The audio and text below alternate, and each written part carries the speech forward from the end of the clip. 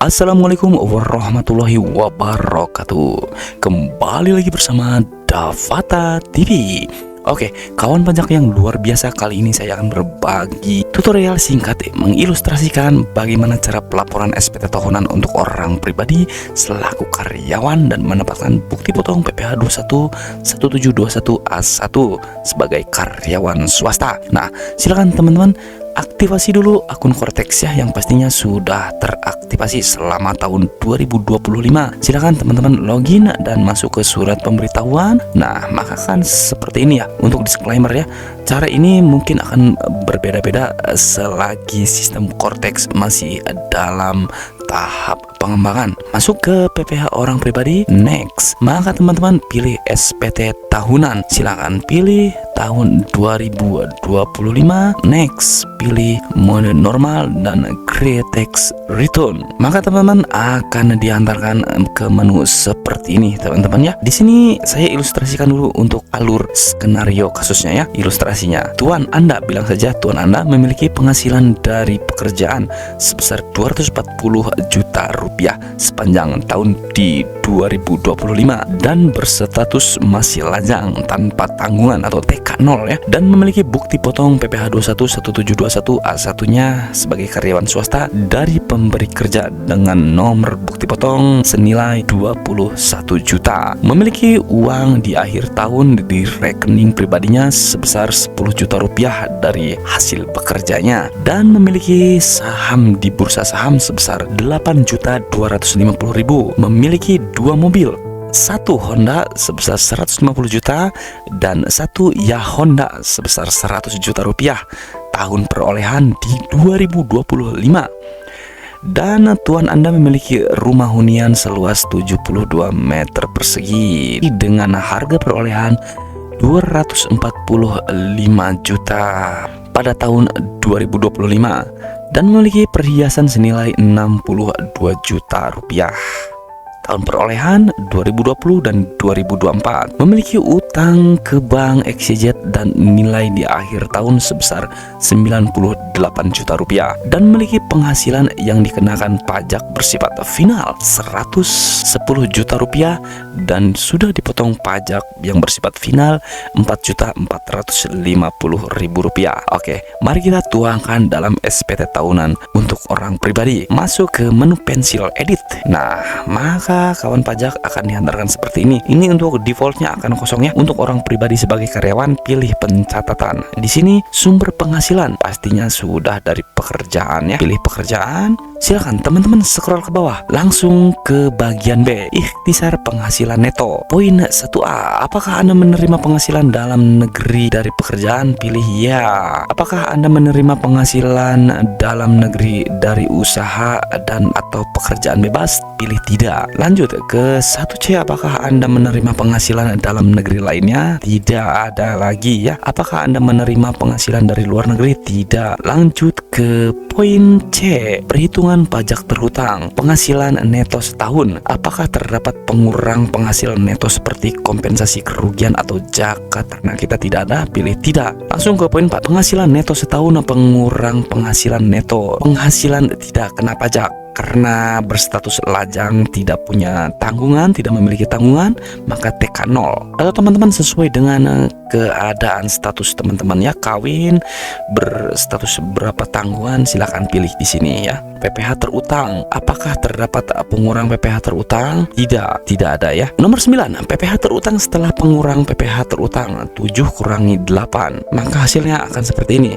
Langsung ke bagian D, kredit pajak. Apakah terdapat PPh yang telah dipotong dipungut oleh pihak lain? Karena tadi memiliki sudah dipotong dan bukti potong itu ada, maka iya. Nah, sebesar yang sudah tadi diilustrasikan. Angsuran PPh 25 tidak memilikinya ya, maka pilih tidak. Langsung ke poin E, penghasilan PPh kurang lebih bayar, maka ini tidak. Pilih poin tidak ya. Apakah terdapat surat keputusan? Dan pastinya tidak memiliki surat keputusan, pilih tidak. PPh yang masih harus dibayar, nah 0. Oke, poin F, pembetulan diisi jika status dalam pembetulan. Karena di sini masih belum ada pembetulan status normal, maka ini diabaikan saja boleh ya. Untuk G juga boleh diabaikan ya, karena berstatus tidak lebih bayar. Oke, langsung ke poin H, angsuran PPh pasal 25. Karena ini berstatus karyawan, maka poin tidak semua. Oke, lanjut ke I, pernyataan transaksi lainnya. Apakah Anda memiliki utang pada akhir tahun pajak? Ya, karena memiliki hutang ya. Tadi diilustrasikan memiliki hutang sebesar 98 juta rupiah. Apakah Anda menerima penghasilan yang dikenakan pajak penghasilan bersifat final? Nah, karena tadi diilustrasi ada, maka ya, silakan. Untuk poin yang berikutnya pilih tidak ya. Tidak. Untuk J, lampiran tambahan keuangan yang diaudit, karena tidak ada yang diaudit, tidak ya. Bukti pembayaran zakat tidak ada. Oke, maka pernyataan ini di checklist simpan konsep. Maka teman-teman lanjut ke formulir yang selanjutnya di L1 dan L2. Poin A, harta pada akhir tahun pajak. Nah, kas dan setara kas tadi memiliki 10 juta rupiah. Tabungan, giro deposito, uang elektronik, cek, wesel, commercial paper, setara kas lainnya. Jika tidak ada yang tertera di sini, boleh teman-teman cantumkan setara kas lainnya, isikan nomor akun dan yang diminta dengan tanda bintang tersebut, lalu simpan. Ini untuk contoh yang tadi diilustrasikan 10 juta piutang ya. Karena tidak memiliki piutang, maka boleh dilanjut ke investasi sekuritas. Nah, karena tadi memiliki investasi di saham ya, ini boleh. Silahkan pilih teman-teman saham yang dibeli untuk dijual kembali. Jika tidak ada nominasinya, boleh masukkan investasi lainnya di sini. Isikan juga yang bertanda bintang ya, lalu simpan. Nah, diilustrasikan ini memiliki saham ya di 8.250. Oke, lanjut ke harta bergerak. Silakan teman-teman, jika ada yang mau ditambahkan, boleh ditambahkan ya, sesuai dengan kenyataan dan keadaan yang sebenarnya. Silakan pilih sepeda motor, mobil penumpang. Jika teman-teman tidak ada dalam nominasi ini, boleh disertakan harta bergerak lainnya dan simpan ya. Oke, langsung ke poin 5, harta tidak bergerak, tanah dan rumah bangunan. Silakan kodenya 050. Isikan sesuai dengan tanda bintang yang dibutuhkan, harga perolehan, nilai perolehan, tahun perolehan. Isikan sesuai data yang sebenarnya, lalu simpan. Nah, untuk aset lainnya, silakan teman-teman pilih jika memang ada.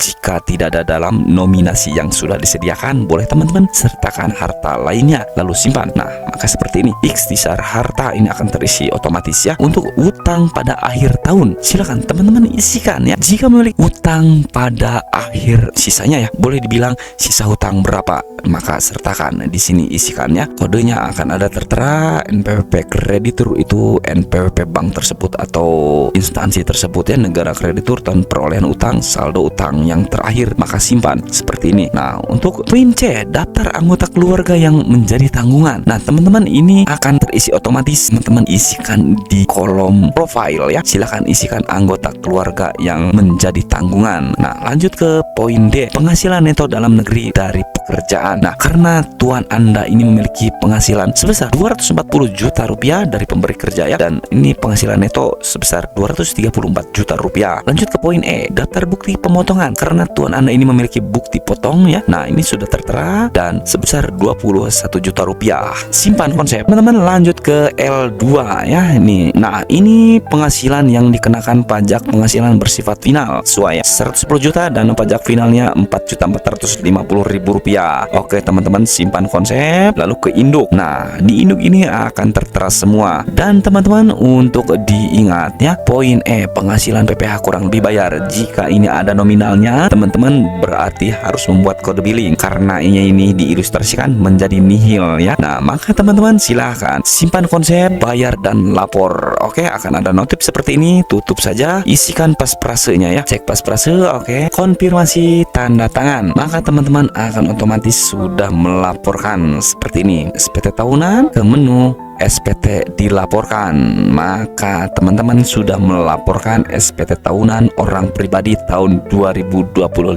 Teman-teman boleh cetak BPE dan SPT-nya. Oke, dan selamat, Anda telah melaporkan SPT tahunan pajak orang pribadi selaku karyawan. Jika ada pertanyaan, boleh sertakan di kolom komentar. Jika kurang paham, boleh ya, dan tidak mau ribet akan pelaporan SPT tahun orang pribadi, boleh berkomen ria dan cek di kolom profile ya. Jika perlu untuk dibantu untuk pelaporan SPT tahunan orang pribadinya. Wassalamualaikum warahmatullahi wabarakatuh dan sampai berjumpa di internet.